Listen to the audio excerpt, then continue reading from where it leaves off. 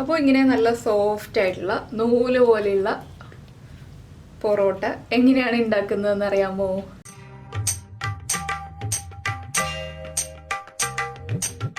നമ്മുടെ ഇന്നത്തെ തംബ്നെയിൽ കാണുമ്പോൾ തന്നെ എല്ലാവർക്കും അറിയാം ഇന്നത്തെ റെസിപ്പി എന്താണെന്നുള്ളത്. പിന്നെ അത് ചെയ്യേണ്ട രീതി മാത്രമേ ഡൗട്ട് ഉണ്ടാവുള്ളൂ. അപ്പോൾ എന്തായാലും തംബ്നെയിൽ കണ്ടിട്ട് എല്ലാവർക്കും ഇഷ്ടപ്പെട്ടിട്ടുണ്ടാവുന്ന ഉറപ്പായിട്ടുള്ള കാര്യമാണ്. എല്ലാവർക്കും ഇഷ്ടമല്ലേ പൊറോട്ട? പൊറോട്ട ഇഷ്ടമല്ലാത്ത മലയാളികൾ ഉണ്ടാവില്ല. പക്ഷെ മൈദയുടെ പൊറോട്ടയാണ് കേട്ടോ. ആദ്യമേ തന്നെ പറയട്ടെ, പൊറോട്ടയുടെ വീഡിയോ ആകുമ്പോൾ കുറച്ച് ലെങ്ത് ഉള്ള വീഡിയോ ആയിരിക്കും. ഒരുപാട് ലെങ്ത് ഉള്ള വീഡിയോ അല്ല. പക്ഷെ നമ്മൾ ഒരു റെസിപ്പി ചെയ്യുമ്പോൾ അതെല്ലാവർക്കും ചെയ്ത് നോക്കണം എന്നുണ്ടെങ്കിൽ കാര്യങ്ങൾ ക്ലിയർ ആയിട്ട് പറയണം. ഇല്ലാതെ എല്ലാ കാര്യങ്ങളും ഷോർട്ടായിട്ട് പറഞ്ഞിട്ടുണ്ടെങ്കിൽ ആ റെസിപ്പി ചെയ്ത് റെഡിയാക്കി എടുക്കാൻ പറ്റില്ല, ഉണ്ടാക്കിയാൽ പെർഫെക്റ്റ് ആവില്ല. അതുകൊണ്ടാണ് ചില റെസിപ്പികൾ നമ്മൾ ചെയ്യുമ്പോൾ, ഇപ്പോൾ കറികളല്ലാതെയുള്ള റെസിപ്പികളൊക്കെ ചെയ്യുമ്പോൾ കുറച്ച് ലെങ്ത് കൂടുന്നത്. അപ്പോൾ ലെങ്ത് കൂടുതൽ താല്പര്യമില്ലാത്ത ആളുകൾക്ക് സ്കിപ്പ് ചെയ്യാം കേട്ടോ. അത് ആദ്യമേ പറഞ്ഞു കഴിഞ്ഞാൽ കുഴപ്പമില്ലല്ലോ. പിന്നെ ഈ പൊറോട്ട എന്ന് വെച്ചിട്ടുണ്ടെങ്കിൽ മാക്സിമം ലെങ്ത് കുറച്ചാണ് ചെയ്യുന്നത്. അപ്പോൾ ഇതിന്റെ കുറച്ച് ഡീറ്റെയിൽസ് ഒക്കെ കാണണമെന്നുണ്ടെങ്കിൽ നമ്മുടെ ആദ്യത്തെ പൊറോട്ട ഉണ്ടല്ലോ, കേരള പൊറോട്ടയുടെ വീഡിയോ കണ്ടിട്ടുണ്ടെങ്കിൽ കുഴയ്ക്കുന്നതിന്റെ ടൈമും കാര്യങ്ങളൊക്കെ പെർഫെക്റ്റ് ആയിട്ട് അതിൽ നോക്കിയാൽ മനസ്സിലാവും കേട്ടോ. പിന്നെ ഈ രണ്ട് പൊറോട്ടയും താല്പര്യമില്ലാത്ത ആളുകൾക്ക് നമ്മുടെ ഗോതമ്പ് പൊറോട്ട ചെയ്ത് നോക്കാം. എല്ലാ പൊറോട്ടയുടെയും വീഡിയോ ഈ വീഡിയോയുടെ എൻഡ് സ്ക്രീനിൽ ഉണ്ടാവും. ഈ പറഞ്ഞ പൊറോട്ടകളൊന്നും താല്പര്യമില്ലാന്നുണ്ടെങ്കിൽ നമ്മുടെ ബ്രേക്ക്ഫാസ്റ്റ് റെസിപ്പീസ് നോക്കിയിട്ടുണ്ടെങ്കിൽ നിങ്ങൾക്ക് താല്പര്യമുള്ള ബ്രേക്ക്ഫാസ്റ്റ് ചെയ്താന്ന് വെച്ചിട്ടുണ്ടെങ്കിൽ അതിൽ നിന്ന് എടുക്കാം കേട്ടോ. അപ്പോൾ എന്താണെന്ന് വെച്ചാൽ ഞാനിപ്പോൾ പൊറോട്ട ചെയ്യുമ്പോൾ എനിക്ക് കമൻറ്റ്സ് വരും, ചപ്പാത്തി ചെയ്യുമെന്ന് ചോദിച്ചിട്ട്, ചപ്പാത്തി ചെയ്യുമ്പോൾ പൊറോട്ട ചെയ്യുമെന്ന് ചോദിച്ചിട്ടൊക്കെ കമൻറ്റ്സ് വരാറുണ്ട്. അപ്പോൾ നമ്മൾ ചെയ്തിട്ടുള്ള എല്ലാ റെസിപ്പികളും ബ്രേക്ക്ഫാസ്റ്റിൻ്റെ ആയാലും ലഞ്ചിൻ്റെ ആയാലും ഓരോന്നും പ്ലേലിസ്റ്റ് ഉണ്ട്. ആ പ്ലേലിസ്റ്റിൽ നോക്കിയിട്ടുണ്ടെങ്കിൽ നിങ്ങൾക്ക് കിട്ടും.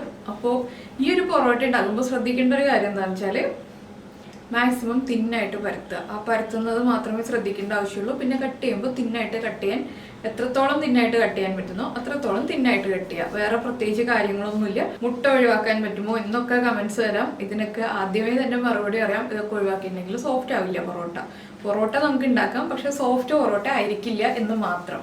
അപ്പോൾ മുട്ട ഒഴിവാക്കിയിട്ടുള്ള പൊറോട്ട എങ്ങനെ ഉണ്ടാവുമെന്ന് ഞാൻ ഒരു ദിവസം ഉണ്ടാക്കി കാണിച്ചു തരാം കേട്ടോ. ഇപ്പോഴൊന്നല്ല, കുറച്ച് കഴിഞ്ഞിട്ട്. അപ്പോൾ നമ്മുടെ നൂൽ പൊറോട്ടയുടെ വീഡിയോ എങ്ങനെയുണ്ടെന്ന് കണ്ടിട്ട് ഈ വീഡിയോയുടെ താഴെ കമന്റ് ചെയ്യാം കേട്ടോ.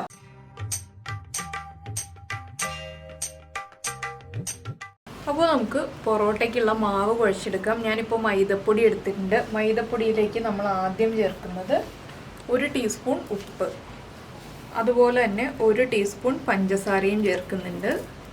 പിന്നെ നമ്മളിതിലേക്ക് ചേർക്കുന്നത് തൈരാണ്. അപ്പോൾ ഒരു 3 ടേബിൾ സ്പൂൺ തൈര് ചേർക്കുക. അതുപോലെ തന്നെ 1 മുട്ട.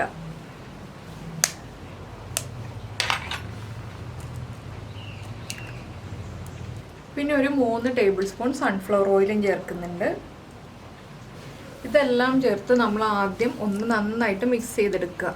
അപ്പോൾ വെജിറ്റേറിയൻസിനാണെങ്കിൽ മുട്ട ഒഴിവാക്കിയിട്ടുണ്ടെങ്കിൽ കുറച്ച് ഹാർഡായിരിക്കും പൊറോട്ട, സോഫ്റ്റ് ആയിരിക്കില്ല. പിന്നെ തൈര് ചേർക്കാൻ താല്പര്യമില്ല മുട്ട ഉപയോഗിക്കുന്ന ആളുകളാണെങ്കിൽ നമ്മുടെ നേരത്തെ നമ്മൾ ആദ്യം ചെയ്ത മൈദയുടെ പൊറോട്ട ഉണ്ടല്ലോ, ആ പൊറോട്ടയുടെ റെസിപ്പി നോക്കിയിട്ടുണ്ടെങ്കിൽ നിങ്ങൾക്ക് അതെങ്ങനെയാണ് അതിൻ്റെ അളവുകളൊക്കെ കൃത്യമായിട്ട് കിട്ടും കേട്ടോ. അപ്പോൾ ഇത് ഞാൻ കൂടുതൽ വിശദീകരിച്ചൊന്നും പറയുന്നില്ല. സാധാരണ നമ്മൾ സമൂസയ്ക്കൊക്കെ പൊടി കുഴച്ചെടുക്കില്ലേ, അതുപോലെ ഇങ്ങനെ നന്നായിട്ട് മിക്സ് ചെയ്യുക. പിന്നെ വെള്ളം ചേർത്ത് നന്നായിട്ട് കുഴച്ചെടുക്കുക.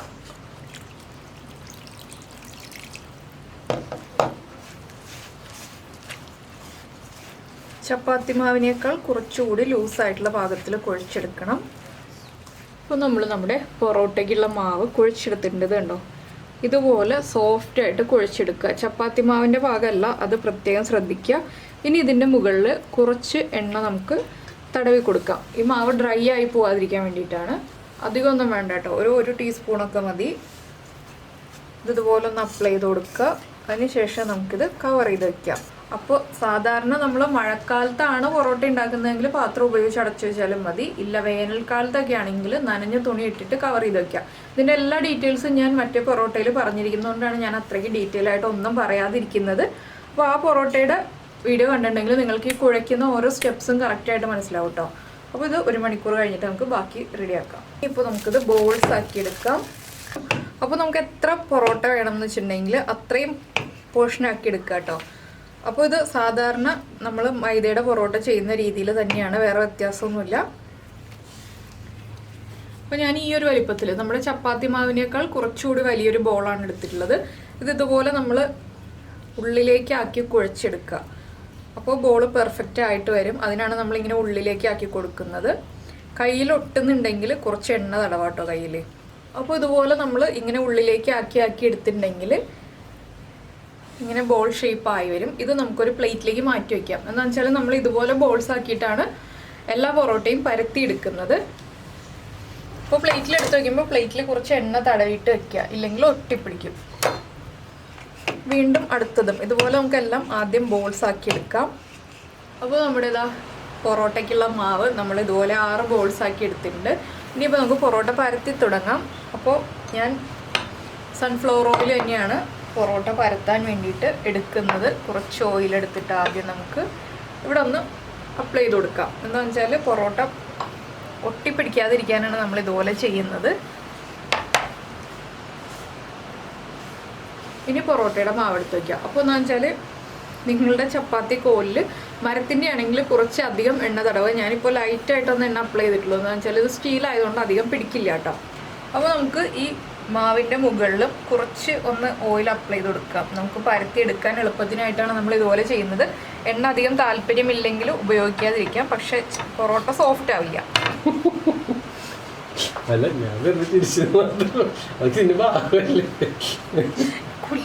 അപ്പോൾ പതുക്കെ പരത്തി തുടങ്ങാം കേട്ടോ. എന്താണെന്ന് വെച്ചിട്ടുണ്ടെങ്കിൽ നമ്മൾ ധൃതി പിടിച്ചിട്ടുണ്ടെങ്കിൽ മൈദയാണ് നമ്മൾ ഉദ്ദേശിക്കുന്ന വഴിക്കുന്നത് പരന്ന് കിട്ടില്ല. കുറച്ച് സമയം എടുത്ത് ക്ഷമയോടുകൂടി പരത്തിയിട്ടുണ്ടെങ്കിൽ കറക്റ്റായിട്ട് അത് സ്പ്രെഡായി വരുള്ളൂ.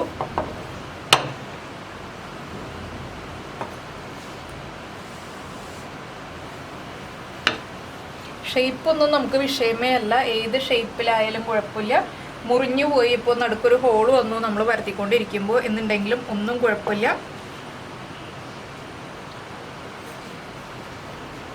ഇതുപോലെ നന്നായിട്ടങ്ങ് സ്പ്രെഡ് ചെയ്തെടുക്കുക. നമ്മുടെ ഗോതമ്പ് പൊറോട്ടയാണെങ്കിൽ നമുക്ക് ചപ്പാത്തിക്കല്ലിൽ കറക്റ്റായിട്ട് ഈസി ആയിട്ട് പരത്തിയെടുക്കാം. പക്ഷേ ഇതാകുമ്പോൾ ഇതുപോലെ പറ്റുള്ളൂ. അപ്പോൾ ഇതാ നമ്മൾ നമ്മുടെ പൊറോട്ടയുടെ മാവ് ഇതുപോലെ പരത്തി എടുത്തിട്ടുണ്ട്. ഇനിയിപ്പോൾ നമ്മൾ എന്താ ചെയ്യാന്ന് വെച്ചിട്ടുണ്ടെങ്കിൽ, ഇപ്പോൾ സ്ക്രീനിൽ ഇത് മുഴുവനും കിട്ടില്ല. എന്താണെന്ന് വെച്ചിട്ടുണ്ടെങ്കിൽ ഞാൻ കുറച്ച് വലിപ്പത്തിലാണ് പരത്തിയെടുത്തിട്ടുള്ളത്. ഇതിൻ്റെ മുകളിലേക്ക് കുറച്ച് ഓയിലൊന്ന് അപ്ലൈ ചെയ്ത് കൊടുക്കുക.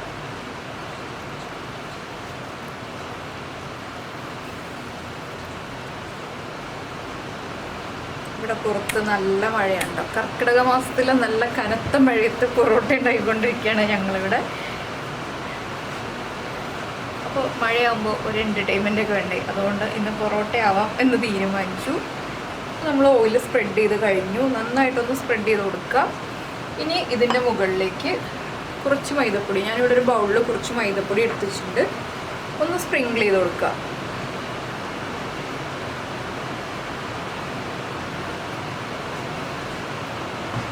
ഇനി ഇതൊന്ന് നന്നായിട്ട് സ്പ്രെഡ് ചെയ്യാം.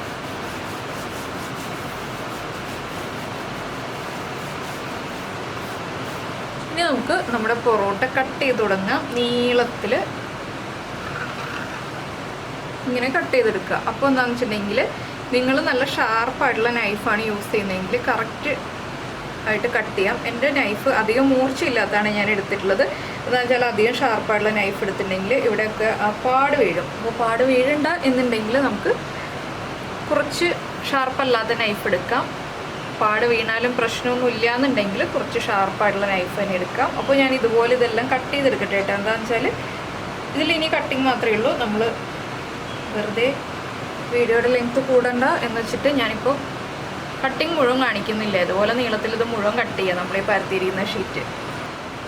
അപ്പോൾ നമ്മളിതാ ഇതുപോലെ സ്ട്രിപ്സ് കട്ട് ചെയ്തെടുത്തിട്ടുണ്ട്. അപ്പോൾ ഈ 2 സൈഡിൽ നിന്ന് നമ്മൾ അകത്തേക്ക് ഇതുപോലൊന്ന് പതുക്കെ നീക്കിയെടുക്കുക കേട്ടോ. എന്താണെന്ന് വെച്ചിട്ടുണ്ടെങ്കിൽ 2 സൈഡിലുള്ള പോർഷന് ലെങ്ത്ത് കുറവാണ് ഈ സ്ട്രിപ്സിന്. അപ്പോൾ അത് ഉൾഭാഗത്ത് വരുന്ന രീതിയിൽ നമ്മൾ ഉള്ളിലേക്ക് ആക്കിയെടുക്കുക. ഈ സൈഡിൽ നിന്നും അതുപോലെ തന്നെ ഇങ്ങനെ നീക്കിയെടുക്കുക. അപ്പോൾ മഴയുടെ ചെറിയൊരു സൗണ്ട് ഡിസ്റ്റർബൻസ് ഉണ്ടാവാം. എന്താണെന്ന് വെച്ചാൽ ഞാൻ പറഞ്ഞില്ലേ നല്ല മഴയാണ്.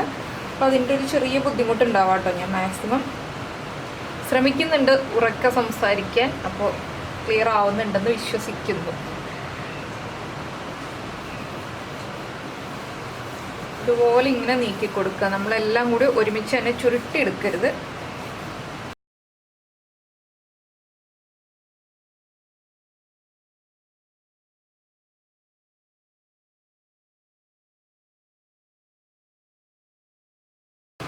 ഇപ്പോൾ നമ്മളിതാ ഇതുപോലെ എടുത്തിട്ടുണ്ട്. ഇനി ചെയ്യേണ്ടതെന്ന് വെച്ചാൽ നമ്മൾ സാധാരണ പൊറോട്ട ചുറ്റിയെടുക്കില്ലേ, അതുപോലെ തന്നെ ഒന്ന് ചുറ്റിയെടുക്കാം.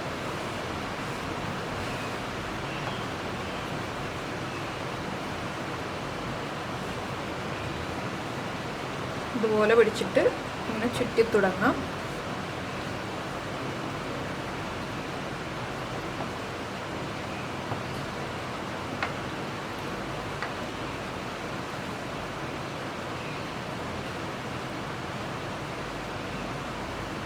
ഈ തുമ്പ് എൻഡ് പോർഷൻ വരില്ലേ, എൻഡ് പോർഷൻ വരുമ്പോൾ നമുക്ക് ഇതിൻ്റെ അടിയിലേക്ക് നമ്മൾ ഈ ചുറ്റി വെച്ചിരിക്കുന്ന പൊറോട്ടയുടെ അടിഭാഗത്തേക്ക് ആക്കിയിട്ട് ഉള്ളിലേക്ക് വെച്ചു കൊടുക്കാം.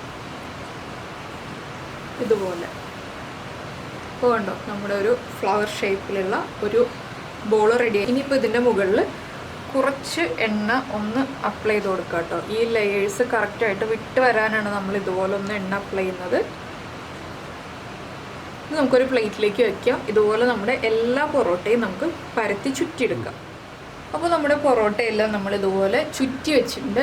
അപ്പോൾ നമുക്ക് നമ്മുടെ പൊറോട്ട പരത്തി തുടങ്ങാം. ഞാനിപ്പോൾ ഈ ഒരു പ്ലേറ്റിലാണ് പൊറോട്ട വെച്ചിട്ട് പരത്താൻ പോകുന്നത്. എന്താണെന്ന് വെച്ചാൽ എനിക്ക് ഈ പ്ലേറ്റ് എടുത്ത് സ്റ്റൗവിൻ്റെ അടുത്തേക്ക് കൊണ്ടുപോയിട്ട് നമ്മുടെ ദോശക്കല്ലിലേക്ക് ഇടാൻ എളുപ്പത്തിന് വേണ്ടിയിട്ടാണ് ഇതുപോലെ ചെയ്യുന്നത്. നിങ്ങൾ സ്റ്റൗവിൻ്റെ അടുത്ത് തൊട്ടടുത്ത് തന്നെ നിന്നിട്ടാണ് പൊറോട്ട പരത്തിയെടുക്കുന്നെങ്കിൽ നേരെ ദോശക്കല്ലിലേക്ക് ഇടുക. എനിക്കിപ്പോൾ കാണിച്ച് തരുവാണല്ലോ, അതുകൊണ്ടാണ് ഞാൻ ഇതുപോലെ ചെയ്ത് കാണിക്കുന്നത്. അപ്പോൾ നമ്മൾ റെഡിയാക്കി വെച്ചിരിക്കുന്ന ഒരു പൊറോട്ട എടുക്കുക. നമ്മുടെ കയ്യിൽ കുറച്ച് എണ്ണ വളരെ ലൈറ്റായിട്ട് തന്നെ ഒന്ന് അപ്ലൈ ചെയ്യണം. ഇനിയിപ്പോൾ ഈ ഒരു പോർഷൻ ഉണ്ടല്ലോ, ഇവിടെ വെച്ചിട്ട് ഇങ്ങനെ പതുക്കെ പ്രസ് ചെയ്ത് കൊടുക്കുക. അപ്പോൾ നമ്മളിത് ഏത് വലിപ്പത്തിൽ വേണം എന്നുള്ളതനുസരിച്ച് ചെറിയൊരു കനത്തിൽ പരത്തിയെടുക്കുക. അപ്പോൾ ഇതാ നമ്മുടെ പൊറോട്ട നമ്മൾ പരത്തിയെടുത്തിട്ടുണ്ട്. അധികം തിക്കായിട്ടല്ല അധികം തിന്നായിട്ടല്ല പരത്തിയിട്ടുള്ളത്, ഒരു മീഡിയം തിക്നെസ് ഉണ്ട്.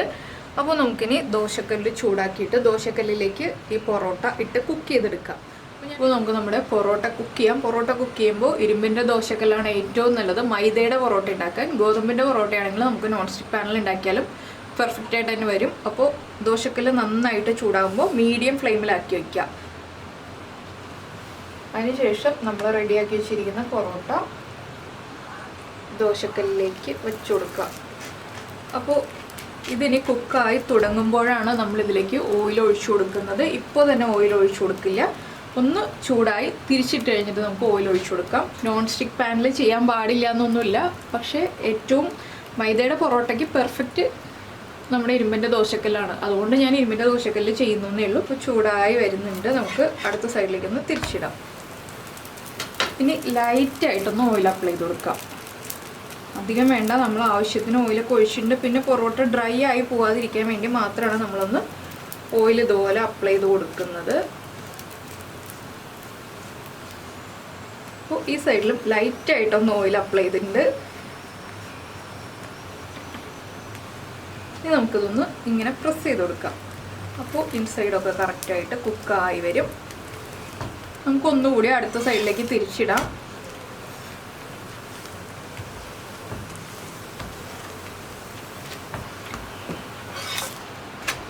കണ്ടോ, ഇപ്പോൾ നമ്മുടെ പൊറോട്ടയുടെ ലെയറുകളൊക്കെ കണ്ടു തുടങ്ങുന്നുണ്ട്. പക്ഷെ ഇപ്പോൾ തന്നെ നമുക്കിങ്ങനെ ഇതളായിട്ട് വിട്ട് വരുന്നത് കാണാൻ പറ്റില്ല കേട്ടോ. എന്താണെന്ന് വെച്ചാൽ നമ്മളൊന്ന് തട്ടി കൊടുത്താലേ ഇത് കറക്റ്റായിട്ട് വിട്ട് വരുള്ളൂ.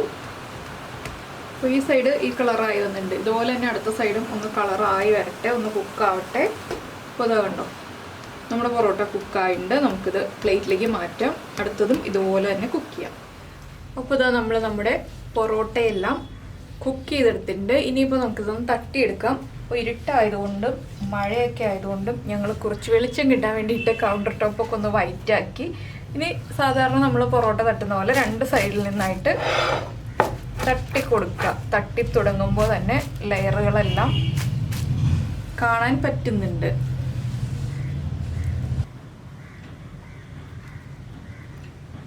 ഓരോന്നായിട്ട് നമുക്ക് ഇതുപോലെ നൂല് പോലെ കാണാം. അപ്പോൾ നമ്മുടെ പൊറോട്ട അതാ വീണ്ടും ഒന്നുകൂടി നന്നായി തട്ടിയെടുത്തു കേട്ടോ. എന്താണെന്ന് വെച്ചാൽ ആദ്യം കുറച്ച് തട്ടുന്നതേ ഞാൻ കാണിച്ചുള്ളൂ. അപ്പോൾ പിന്നെ ഫോട്ടോ ഒക്കെ എടുത്തു കഴിഞ്ഞിട്ട് ബാക്കിയുള്ളത് കാണിക്കാമല്ലോ എന്ന് വെച്ചിട്ടാണ് കുറച്ച് തട്ടുന്നത് കാണിച്ചിട്ട് നിർത്തിയത്. അപ്പോൾ നമ്മൾ നന്നായിട്ട് തട്ടി കൊടുത്തിട്ടുണ്ടെങ്കിൽ ഇതുപോലെ വരും. പിന്നെ ഇതുപോലെ ആയി വരാൻ എളുപ്പ വഴി വേറെ ഒരു കാര്യം കൂടി ഉണ്ട്. നമ്മൾ ഒരു പിസ്സ കട്ടർ ഉപയോഗിച്ച് കട്ട് ചെയ്യുകയാണെങ്കിൽ കത്തികൊണ്ട് കട്ട് ചെയ്യുന്നതിനേക്കാൾ പെർഫെക്റ്റ് ആയിട്ട് കട്ട് ചെയ്യാം. അപ്പോൾ ഞാൻ അതെന്താണ് കത്തിയിൽ ചെയ്ത് കാണിച്ചതെന്ന് വെച്ചിട്ടുണ്ടെങ്കിൽ കൂടുതൽ ആളുകളുടെ കയ്യിലും പിസ്സ കട്ടർ ഉണ്ടാവണം എന്നില്ല. അപ്പോൾ എല്ലാവർക്കും ചെയ്യാൻ പറ്റുന്ന രീതിയിൽ നമ്മളൊരു വീഡിയോ ചെയ്യുമ്പോൾ ആ രീതിയിലാണ് ഞാനിപ്പോൾ പിസ്സ കട്ടർ എടുക്കാതെ കത്തി ഉപയോഗിച്ച് ചെയ്ത് കാണിച്ചത്. അപ്പോൾ ഈ ഒരു കട്ടിങ് മാത്രമേ ഈ ഒരു പൊറോട്ട ഉണ്ടാക്കുമ്പോൾ കുറച്ച് സമയം എടുക്കുന്നതുള്ളൂ. ബാക്കിയുള്ളതെല്ലാം സാധാരണ പൊറോട്ട ഉണ്ടാക്കുന്ന പ്രോസസ്സ് തന്നെയാണ്. അപ്പോൾ എന്തായാലും എല്ലാവരും വീഡിയോ ഇഷ്ടപ്പെട്ടു എന്നുണ്ടെങ്കിൽ ഒന്ന് ലൈക്ക് ചെയ്യുക. അതുപോലെ തന്നെ ഇഷ്ടപ്പെട്ട റെസിപ്പികൾ കുക്കിംഗ് താല്പര്യമുള്ള ആളുകൾക്കൊന്ന് ഷെയർ ചെയ്ത് കൊടുക്കാം. അപ്പോൾ എന്തായാലും എല്ലാവരും പൊറോട്ടയൊക്കെ ഉണ്ടാക്കിയിട്ട് നിങ്ങൾക്ക് ഇഷ്ടപ്പെട്ട പൊറോട്ടയുടെ കൂടെ കഴിക്കാൻ ഇഷ്ടപ്പെടുന്ന കറികളൊക്കെ ചേർത്ത് കഴിക്കുക. കുറേ റെസിപ്പികൾ നമ്മൾ ചെയ്തിട്ടുണ്ട്. അത് നമ്മുടെ കറി റെസിപ്പീസിൻ്റെ പ്ലേലിസ്റ്റ് എടുത്തിട്ടുണ്ടെങ്കിൽ നിങ്ങൾക്ക് കിട്ടും. അപ്പോൾ നമുക്ക് നമ്മുടെ അടുത്ത റെസിപ്പിയുമായിട്ട് അടുത്ത ദിവസം കാണാം. ബൈ.